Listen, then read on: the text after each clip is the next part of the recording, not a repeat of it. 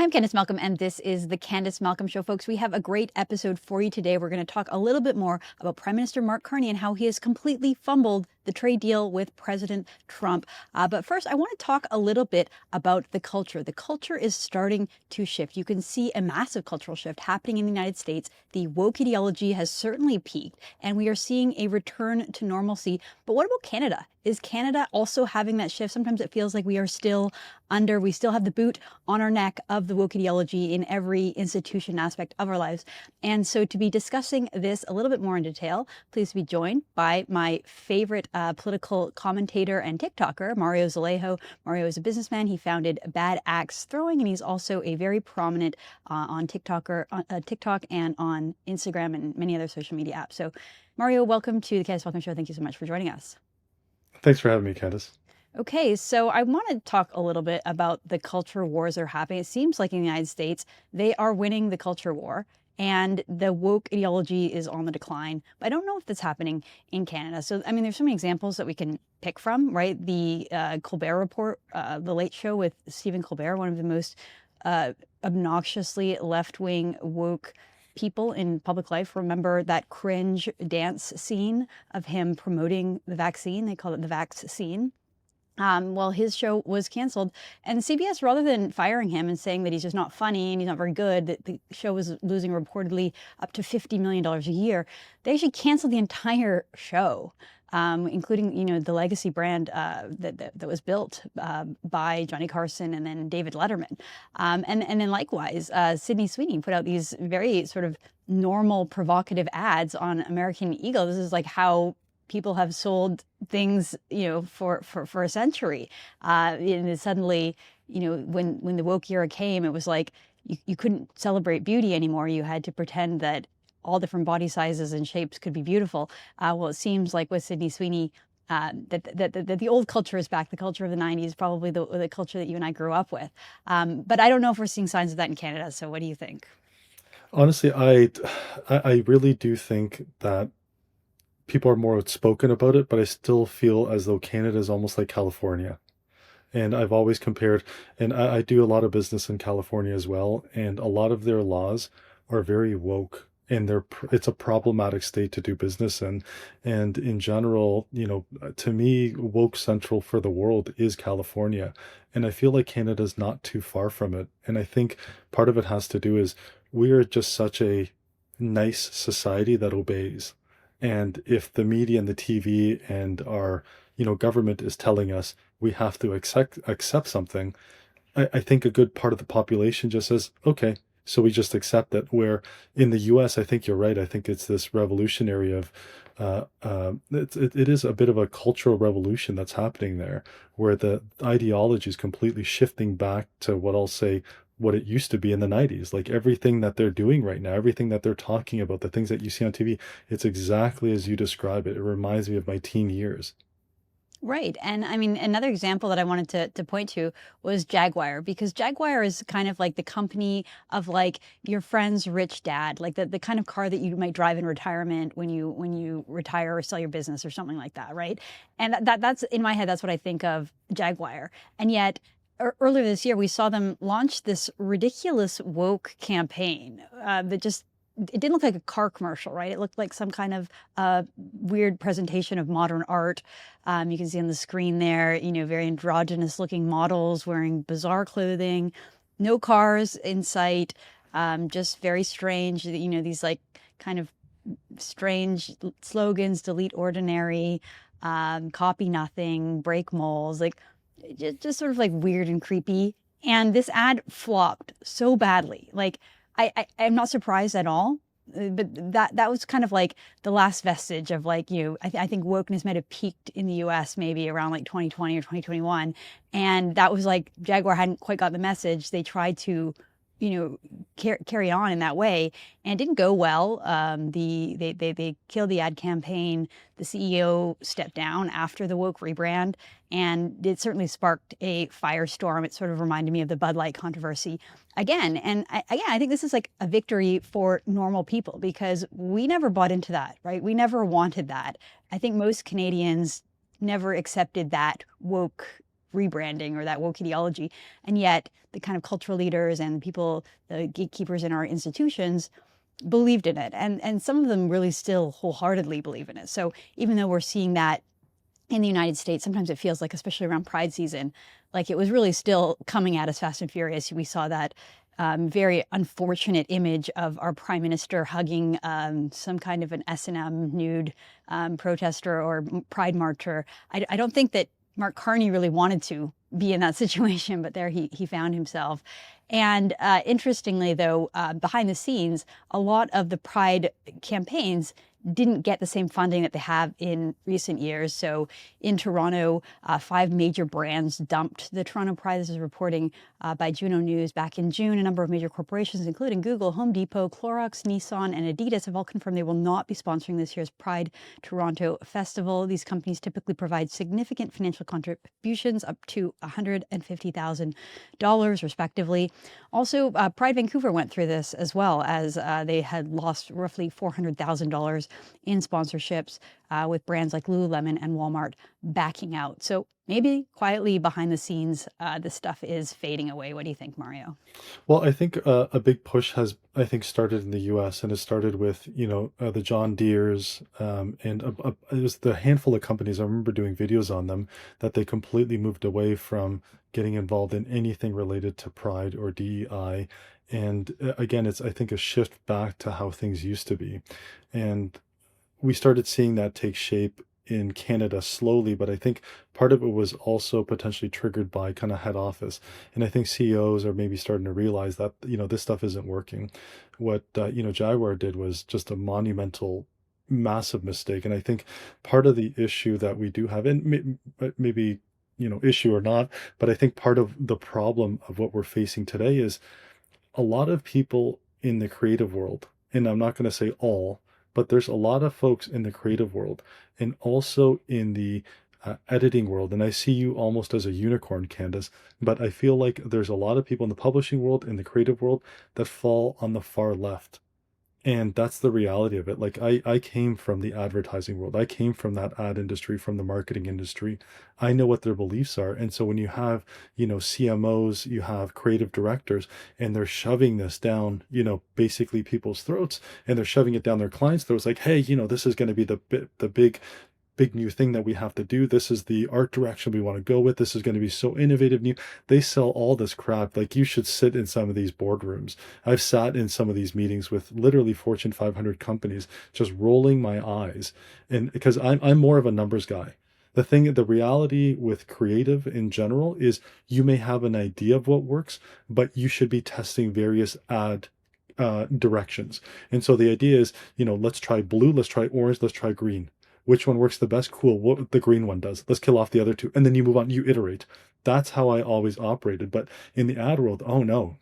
It's all about, this will win us awards. This will be innovative. Like, we're pushing society forward. Like they literally sell agendas. And that's what marketing is. And I know this because I've sat in there with creative directors who are basically selling a lot of this bull. And then it makes it to the CMO, and then the CEO basically signs off on it because he trusts his guy. Oh yeah, they all get sold the same BS, but it comes down from the people who are doing the work, who happen to fall in the far left. And we see this with mainstream media. We see, and again, like, I'm not saying all, but you see, and there's a stat actually that exists in the US that talks about the amount of editors that exist and people who are journalists, and how it used to be from the 60s to the 70s to the 80s. In the 60s, 70s, you would have about, maybe 40% would be nonpartisan. They'd be somewhere in the middle. 30% would be Republican, Democrat.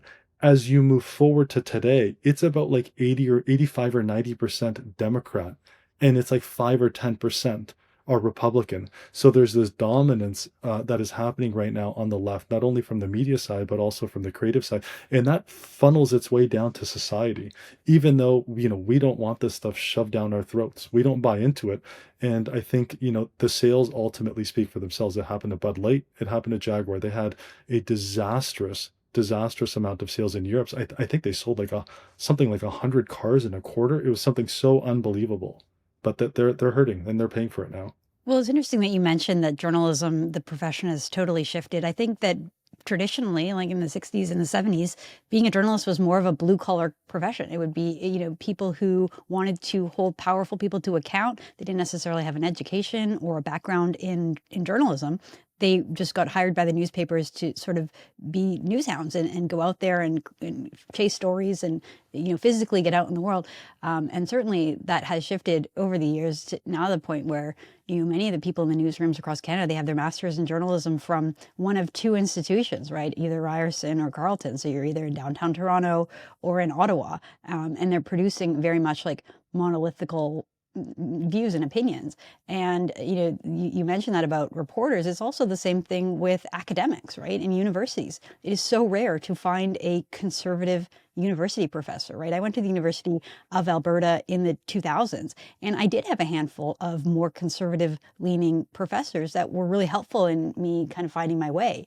And I look at these universities now, and it's not that they're just overwhelmingly liberal. It's like they're overwhelmingly Marxist, and they're promoting like very toxic, harmful views about society that if you follow their lead, not only will it be bad for the world, it will be bad for you personally. Like you will have a miserable life if you just grow up as an angry feminist who like rails against the system and rails against capitalism and doesn't want to get a job and doesn't want to get married. It's like those things are bad for you. And so you'd actually be much more wise to ignore what your professors are saying. And certainly that's the case in these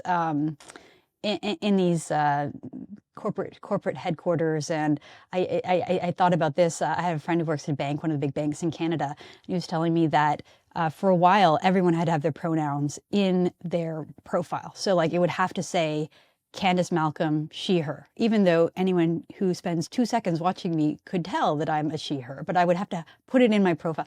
And it was like kind of, everyone was afraid to remove it. It was like, it was automatically added and then everyone was afraid to remove it. And then one day, like maybe 6 months ago, people just started removing it and now nobody cares, right? Like it's like that scary kind of moment where everyone felt like they could get fired or have a mob against them potentially out of nowhere. Yes. And I do think that moment is past, but I still think we have our work cut out for us before we can totally shed this woke ideology. What do you think? I agree, and I mean, I think part of it is people speaking up. And I remember when I first started speaking up about this, I think it was about a year ago, maybe even less. I actually made a video, basically saying like, look, if you have pronouns in your profile, I automatically lose respect for you. Like it already tells me everything that I need to know. Like I don't need to know what you want to be identified as. I can look at you and tell what you're going to be identified as. And it's not like I'm using pronouns to refer to you. Like I'm using your name. So what's the purpose of it? Like I'm not going to buy into it. And it was at the time it was very controversial, but people and the messages I got in the comments are like, OMG, like it's what you're referring to. Like I'm removing him now. Yeah, you're right. It's ridiculous. We have to do. My boss makes us do this, or my boss, has this, and it's literally everything that you're talking about. So it totally makes sense. But I think the bigger part of the shift is people need to stop being so afraid. Mm-hmm. And the consistent thing that I hear back from people are, like you have balls. Like you have balls to say the things you say. And I said, yeah, I don't care. Like, what are you going to do? Cancel me? Like, cool. Like, what am I going to do? Retire? Like, like it's just like I'm at a point now in my life where I literally, I'm going to speak how I feel. I'm going to speak my mind. And I feel that there's so many Canadians that are literally in the middle. And people forget that I was always a liberal. And it wasn't me that abandoned the liberals, it was the liberals who abandoned me. And they shifted so far to the left. And there used to be a time where, their policies were, progressive but not outrageous. And now to me, the policies are outrageous and they're no longer lining up with Canadians. And the thing with Canadians that I've noticed too, and I've talked about this, is they almost prefer a kind and gentle liar over a strong truth teller. And this is kind of where we get into this situation of Mark Carney over Pierre Poilievre. What is it that you don't like about Pierre? Oh, I just don't like him. You don't like the truth, Mm-hmm. is the reality of it. But you love being lied to. Like, hey guys, we're gonna have our elbows up. You have a soft-spoken old man talking about his elbows up, who's so nice and so good at lying to Canadians, and it's almost like Canadians almost prefer that. And I never quite understood why that's the case. I would much rather have someone be brash and honest than to have someone be nice and lie to me. Well, it's funny that you say that. I was talking to a European friend who's lived in Canada for, I don't know, maybe a few decades. And he was telling me that, like, the biggest flaw in the Canadian psyche and for Canadians is that they can't tell the difference between a good person and a charlatan. Like, they'll fall for charlatans. They'll watch Rosemary Barton and believe that she is a good, honest journalist. Like, they can't differentiate. They can't see through someone like Justin Trudeau or a David Cochrane. And like, maybe it is a fundamental flaw. Let's get a little bit more into Mark Carney and his latest. Before we do that, Mario, I want to quickly take a moment to thank the sponsor of today's show. So Canada has become a chaotic and often dangerous place. And in this uncertain world, being ready for crisis is essential. That's why I trust our friends over at Meditac for their first aid and emergency survival kits. Meditac's first aid kits are designed for survival during natural disasters, power outages, and other emergencies, loaded with critical tools like tourniquets, Israeli bandages, quick clots. These survival kits are compact, rugged, and ready for any situation. Whether you're out in the wilderness or securing your home base, Meditac equips you to handle medical emergencies when help is unavailable or far away. Folks, you don't want to have to trust the government to save your life or to save your family during an emergency. You have to be prepared and be willing to do this on your own, and that's why you should do so with our friends over at Meditac. Listeners of the Candice Malcolm Show get a 15% off your full order. Simply visit the link in the description below. Head on over to CandiceMalcolm.com/Meditac to get your discount and gear up to get you ready for an emergency. That's CandiceMalcolm.com/Meditac, Meditac. All right, Mario, let's talk a little bit about Mark Carney and how he has fumbled the trade deal. And this is interesting. Yesterday, he was over in Kelowna, and a reporter for Global News, power to her, calls him out and says, "Why are you putting your elbows down, Prime Minister?" Let's play that clip. My question for you is that the Trump administration has increased the general tariff rate as well as double tariffs on steel and aluminum, yet your government has not retaliated.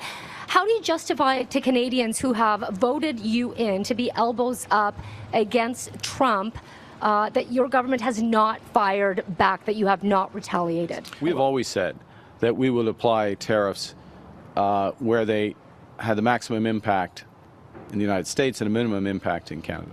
And so we don't automatically adjust. We look at what we can do for our industry that's most effective. Doesn't really have a good answer there, Mario. What do you make of the whole situation, including missing the August 1st deadline and getting slapped with these tariffs despite running an entire election campaign promising that he would not allow that to happen? So there's a few things. He got called out. He said we're going to have retaliatory tariffs, that we're going to have our elbows up. And the short answer to everything that he just said in that word salad was we're going to have inflation. He's talking about bailing out those industries. And he's talking about, he doesn't want to use those words. So he says we're going to move in a positive way forward. We're going to be supporting.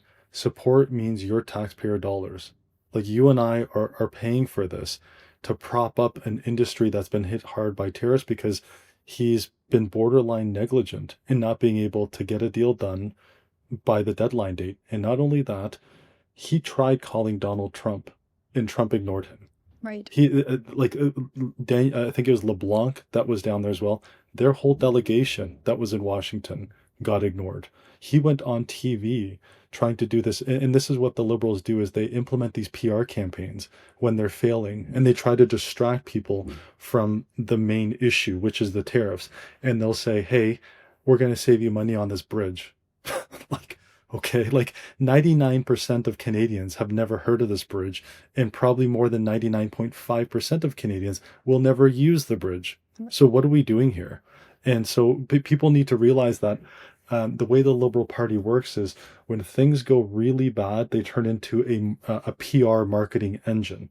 And so their whole idea is, how do we change the news cycle to distract Canadians from what we're failing at?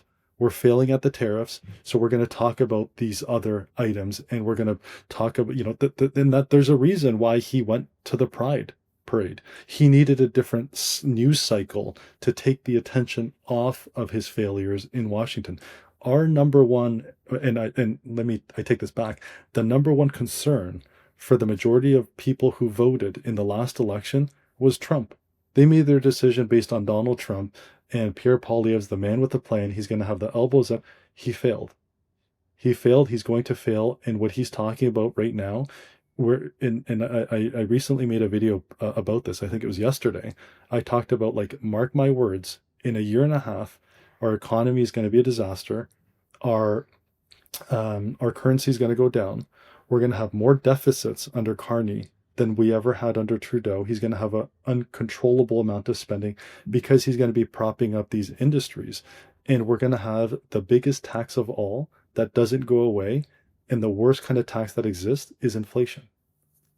Well, that's a scary prediction there, Mario, but I tend to agree that Mark Carney was voted in sort of, as a one-dimensional character, someone who can just, the whole thing was that he was going to combat Donald Trump, that he has this world globalist agenda, or this globalist experience that allows him to be perfectly situated to be like another counter Trump. And it just hasn't played out at all. And to your point, he was forced to admit yesterday that President Trump will not take his call. So first, I want to play this clip of President Trump from Thursday. He was speaking to reporters on the eve of the tariff hike, and he said that we haven't spoken to Canada. He called, meaning Mark Carney called, and we'll see, meaning I'm not sure if I'm going to call him back yet. Let's play that clip. We haven't spoken to Canada today. He's called, and we'll see. We'll see. And so that was last Thursday. And here we are yesterday on Tuesday. And Mark Carney has admitted that he has still not spoken to President Trump yet. So President Trump has still not returned that call. He says, we'll speak when it makes sense, as in, I'll speak when President Trump says I can speak. Let's play that clip. Great. Have you spoken to Donald Trump in recent days? Thank you for the question. I haven't spoken to the president in recent days. We'll speak when it makes sense. Oof, that is embarrassing, Mario. He has to admit that the president won't return his call, which just means that we're not a priority for the Americans. You mentioned that the trade minister, Dominic LeBlanc, was down in Washington, and his counterpart wasn't even there. His counterpart was off negotiating with China in Europe. And so he couldn't even secure interviews with high-level officials. So he had to resort to going on Face of the Nation and going on other left-wing television networks that we know that the Republican administration doesn't watch. So it just seems like Canada is pretty much exactly where we were when Prime Minister Justin Trudeau was in charge, except for that Trump is a little bit more cordial and a little bit less disrespectful to Carney than he was to Trudeau. What do you think? Yes, I agree with that. And one of the key things that Donald Trump said in that same press conference was, I love Canada. I love Canadians. I have a lot of friends in Canada, but they've been poorly led. They've been poorly led, and they're being poorly led. And it's not just a knock on Carney with him ignoring his calls. It's a knock on the whole Liberal administration. From Trudeau, and you have basically the same MPs in the same cabinet, the same people and the same problems, and they were never the right people to get the deal done. And I think Canadians are slowly realizing that. And a big part of it is you're not getting this type of coverage, that what we are talking about out in the open, spelling out the obvious in mainstream media, because it doesn't fit that narrative of keeping our elbows up. It hurts Mark Carney's image. And I think there's a recent article that was published, I think it may have been by the National Post, that talks about Mark Carney basically is doing everything he can in representing the over 65 crowd. And once you remove that support, we're split. It's split in the middle.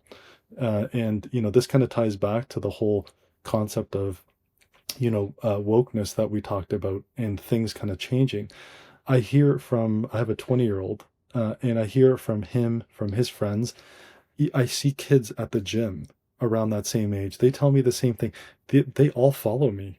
I find it weird that I have, these young teenagers who are following me, and they're like, they recognize me when I'm out. Like, I'll be hopping on a train to go to an event. People come out and be like, can we take a picture? Oh my God, we can't believe it's you. Are you the guy on TikTok? Are you Mario? And it's because the youth are now leaning towards the conservative movement. And, what I've been trying to do is I'm trying to make politics cool. and I'm trying to make it relevant so people can understand it. And the youth are. And the stats are showing that the younger audience who is on these social media platforms, and that's how they're absorbing the news, they're realizing what's happening. They're not watching what the TV box says anymore. Right. But guess who is? The over 65 crowd. And that's the same people who, Mark Carney has the support for. And I think slowly over time, that shift is going to start chipping away. And I think things started going really downhill for him the moment he basically betrayed us all by not putting out a budget. And then now it's starting to come out that he's failing in trade talks as well. It's just been a monumental failure. Well, wouldn't it be just so deliciously ironic if the Liberals were successful in allowing 16-year-olds to vote, because that's the latest thing, they're trying to get 16 and 17-year-olds to vote. Wouldn't it be great if they did that, only to learn that those young Gen Z and Gen Alphas were actually, watching Mario Alejo's TikToks, and they're all going to show up and vote conservative? I would like that. Mario, this is a good transition because I want to talk about the Online News Act. So this is interesting. That same presser in Kelowna, BC, Mark Carney was asked about his support of the Online News Act. We know that this is one of the Trudeau era censorship bills. One of the things that it did was block news agencies from operating on Meta. So for us, I built my business, True North, on Facebook. That was our number one audience. That's where all of our videos were. That was how we connected with our audience in the early days. And then one day, Trudeau turned off the switch and we lost access to all of those followers on Facebook and Instagram. So this is something that we're following quite closely. Carney sort of hints that he might not be willing to continue it, although also he has that same mindset, right? Like, to bring it back to the conversation, people who are glued to the state media, people who get their information from the state broadcaster, they're going to go with the liberal narrative that is being promoted through CBC. People who get their news through social media, they're going to be more likely to be exposed to the truth and to truth tellers like yourself and others. And so they might be less likely to vote liberal, which is why you see the liberals wanting to get involved and censor those things. So I'm going to play this clip and then you can tell me what you make of it. So let's play this clip of Mark Carney. You'll see 18 stands in our way to get back onto Facebook and Instagram. Are the Liberals looking for an alternative or rescinding that so that we can get that news back on those important? One of the roles of CBC Radio Canada, is to provide unbiased, immediate, local information, particularly in terms of in situations such as you're referring to. And that's one of the reasons why we've made the commitment to invest and reinforce and actually change the governance of CBC Radio Can to ensure that they are providing those essential services. Now, to your specific question, I personally, and this government is a big believer in the value of what you do. I'm going to use you as a representation in local news, and the importance of ensuring that is disseminated as widely and as quickly as possible. So we will look for all avenues to do that. And I understand your question, and it's part of our thinking around that. So Mario, we got a bit of a word salad answer there, but he sort of alludes as part of his thinking. What do you make of that? He obviously hasn't made a decision one way or another, so he's just trying to talk his way out of the question. But what do you think of it all? Yeah, he is, and it's interesting he uses those words, and I'll give you a perfect example. He's been trained, and he's got really good media training, and that comes from the corporate world. When they say, we're thinking about this problem, or we're thinking of doing it this way. And I know this because my brother heads up the economics division for Ernst & Young, and he deals with CEOs. He deals with a lot of, very large entities, including the government. And when he's being asked these questions and when he's on TV, he honestly, he sounds a lot like Mark Carney, because he has to be careful with certain words and the way he says it. And to me, I think you're absolutely right. He doesn't want to say no, but he also doesn't want to say yes. And it's basically a non-answer is what he gives.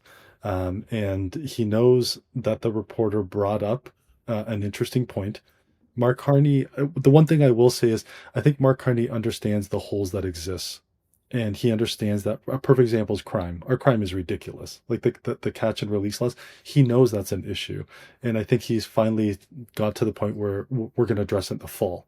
And so he knows that's an issue that exists. And I think in some way, shape, or form, he's looking at dealing with it. We don't know how, he's going to deal with it. But I think this is the exact same thing. It's a bit of a non-answer, and it's basically a maybe, maybe not. Well, it's pretty clear that the Trudeau policy is a failure, right? The entire purpose of the Online News Act, the way that it went after Meta, was that they wanted a cut. They wanted a cut of the revenue to go into a pool to get distributed to the media. So it was supposed to be Justin Trudeau doing a favor to his friends at CBC and other government-funded agencies. This is what happened with the Google Fund.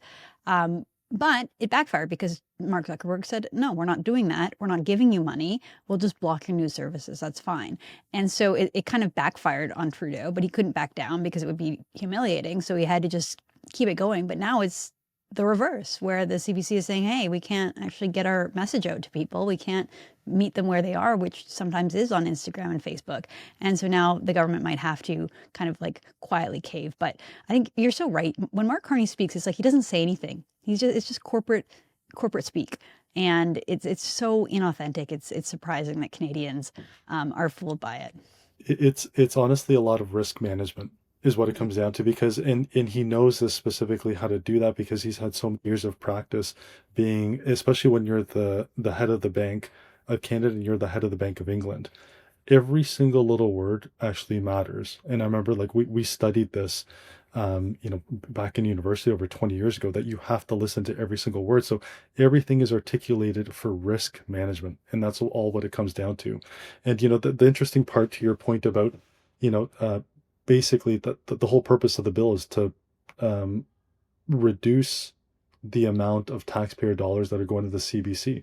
And that's ultimately the goal for it. And the one thing that did disturb me is what Mark Carney said about basically, it almost hinted like he wanted CBC as like the monopoly to provide local news and national news. Like that answer to me, that first part of the answer is probably the scariest part of it all. Not even the fact that maybe he might repeal, he might not repeal the bill, but the fact that, CBC needs to be the one. Like he gave them an extra $150 million, which is an astronomical amount. And like if you dig in deep into the CBC, I think they have over 1,800 employees that earn more than six figures. And, it's become this overinflated, bloated machine. And I'm going to keep this person confidential, but I spoke to someone that works at CBC, and they're pretty high up. And what I will say is the discussion that I had with him is the problem with you guys is you don't realize your ROI is viewership, period. Viewership doesn't matter if it's on the TV. So why are you guys investing on TV? Viewership today is going to come through the phone. So your only metric and your only purpose is to try getting your news into as many people as humanly possible. It doesn't matter where it is. It could be behind the computer. It could be on your phone, but you get that message out there. So why are you guys so focused on these overproduced, news networks? I don't know if that triggered something or not, but I noticed a massive change in CBC, specifically on TikTok, in the last, I think, 6 months or so. They have so many more online producers that create TikToks, where they never had that before.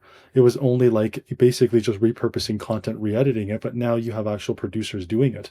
And so it's good that they're actually making that shift in the mindset, because they need to get the news out to where people are, and they were never doing that. And you don't need $1.4 billion each year to be able to do that.